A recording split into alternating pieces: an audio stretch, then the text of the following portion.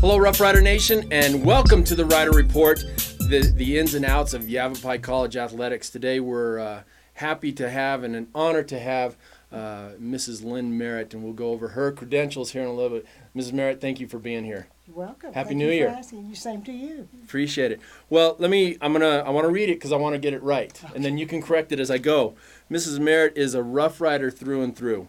First of all, she's a founding faculty member in our Health, Physical Education, Recreation Department, and that was in 1969. She was hired as the only instructor for women's physical education classes. Because the Prescott campus buildings weren't finished here on Yavapai, Mrs. Merritt taught women's physical education in the gym of the Boys Club, which is at the corner of Marina and Street and Gurley Street. So no longer there, but that's where the classes were taught preliminarily. She's pleased to see over the course of her career the progression of physical education classes from learning a specific activity being more focused on overall health, and we've seen that, and we'll talk about that in a little bit. Mrs. Merritt's career is marked by a number of firsts. She was the first and only athletic director here at Yavapai College, and she did that from 1983 to 1994. Additionally, she was the coach of the 1969-1970 women's basketball team, which was she took them to the first state championship game, and actually won the tournament and brought home the first trophy for Yavapai College. So that's quite a distinction. Being a former women's basketball coach, so you were my mentor as far as that goes. She received the first sabbatical leave here at Yavapai College. She also was the first instructor to get maternity leave, which you have 4 grandchildren now and expecting a great grandchild. She hired, and this is probably a big distinction that we can pin on Mrs. Merritt. She hired the first and only soccer coach, Mike Pantaleone. Good hire, Mrs. Merritt. Thank It was you. a very good hire. It was a good one. She's worked in the faculty senate. She was the Science and Health Physical Education Division Chair for several years. And in 1994, Mrs. Merritt retired. And for her many contributions to the college, she was given emeritus faculty status in April of 2011. So quite a career here at Yavapai College. And again, like I say, you're a Rough Rider through and through. Through and through. Mrs. Merritt, let's talk about your first years here at YC and getting the physical education department off and running, and the change that you saw from specific activity classes to overall health. What can you tell us about those first few years? Well, particularly the first year was very interesting because, as you noted, we didn't have buildings yet, and so we were located all over Prescott. And I had the Boys and Girls Club, but Coach Brown and Coach Ward had the Armory, so we were really spread out.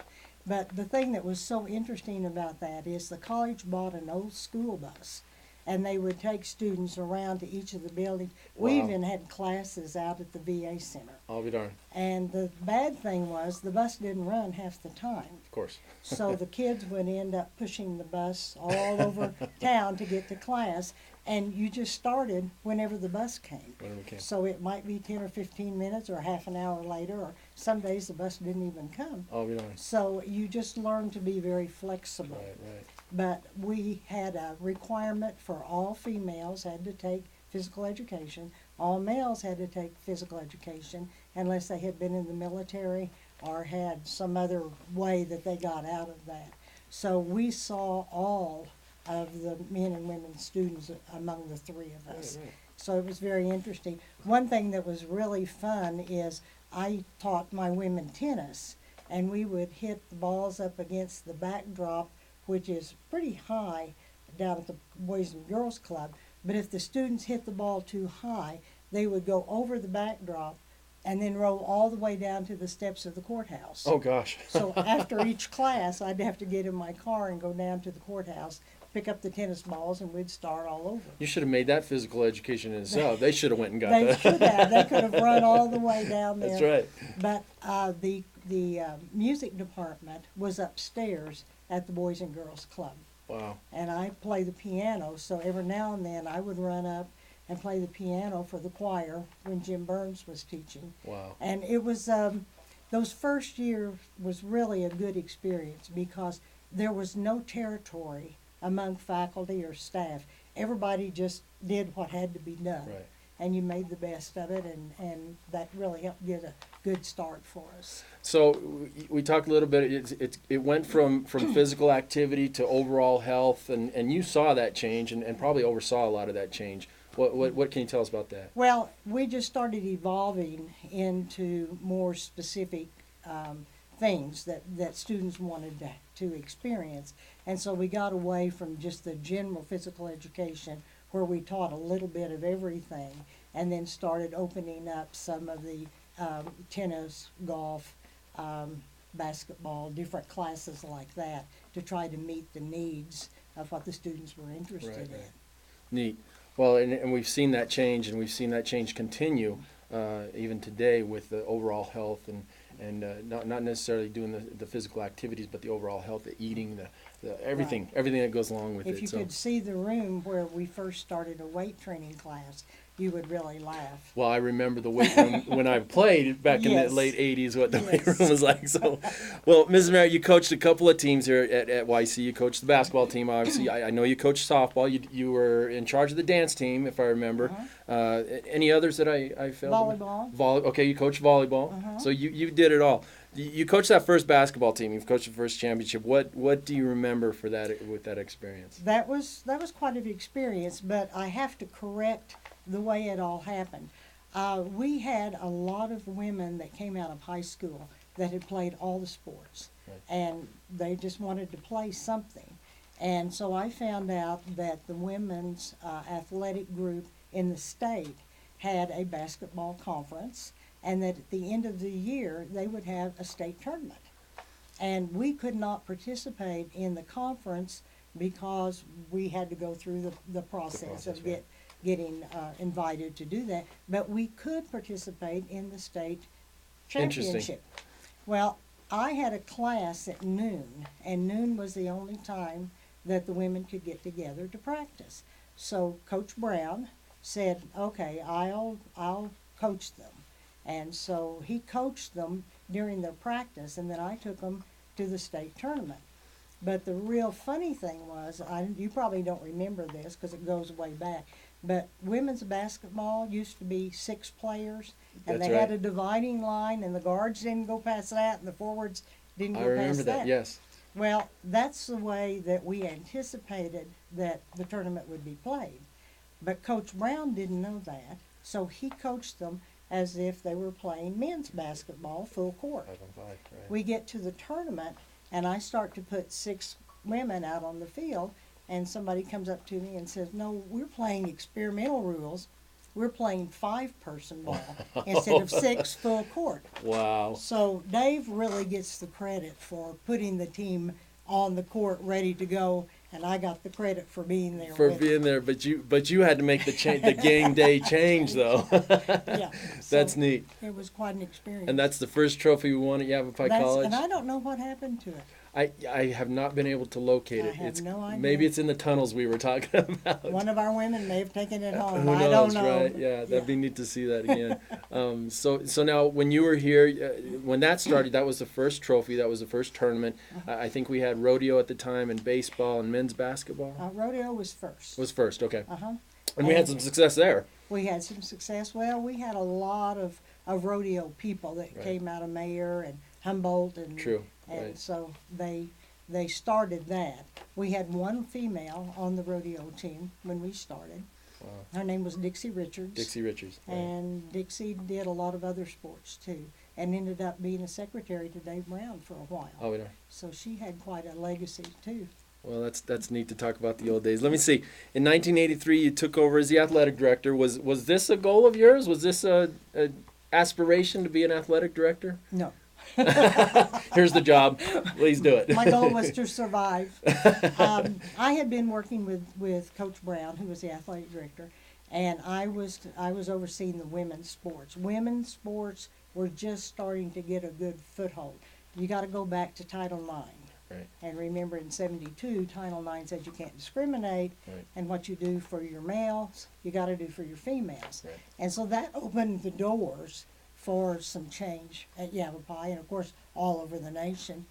But I was doing the women's athletics, and under him. Okay. And then when he left, the administration said, we want you to take over And I thought, oh, well, I could do that, I guess. So it just evolved. And it was kind of, again, that spirit of you did whatever had to be done. Right.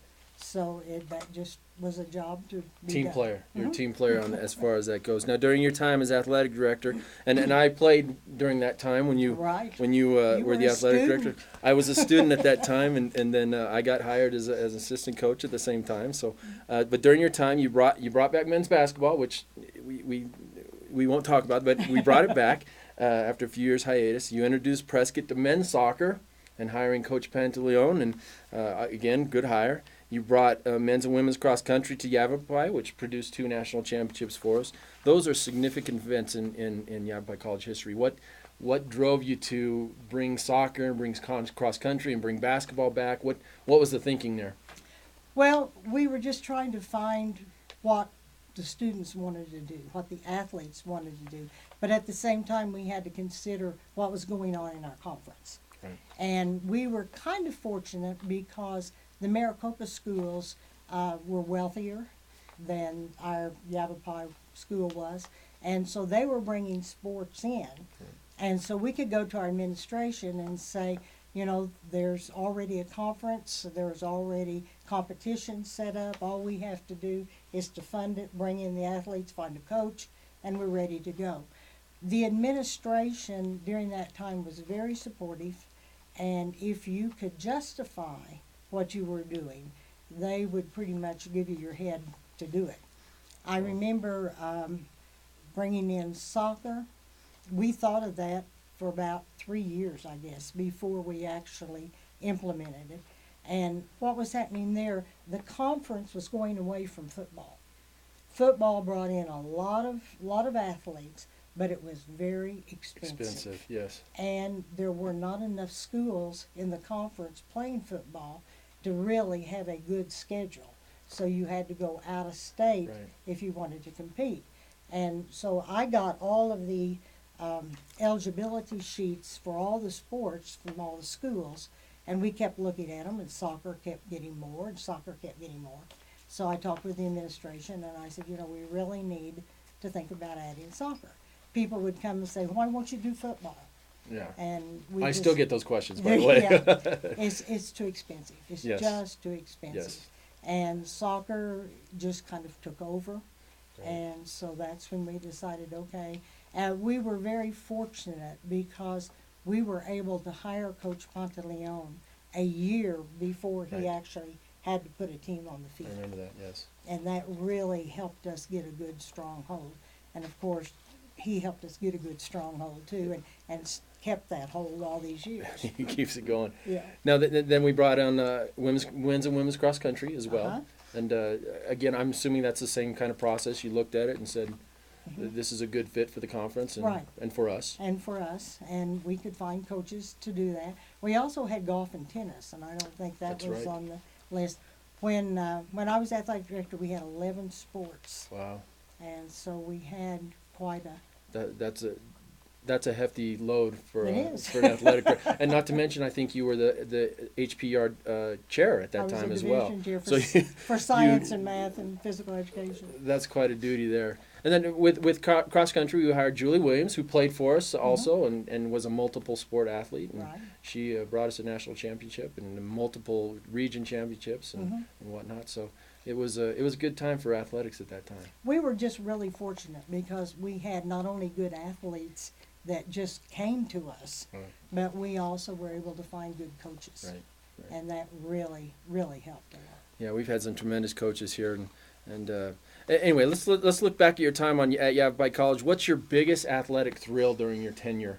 You know, it's hard to say, but I think that my biggest thrill was not anything that happened on a court or a field, but I was the only female in Arizona that had men's athletics under her. Wow. And it took quite a while for the men's athletic directors to accept Right. that we could be a part of what they had going for years and years.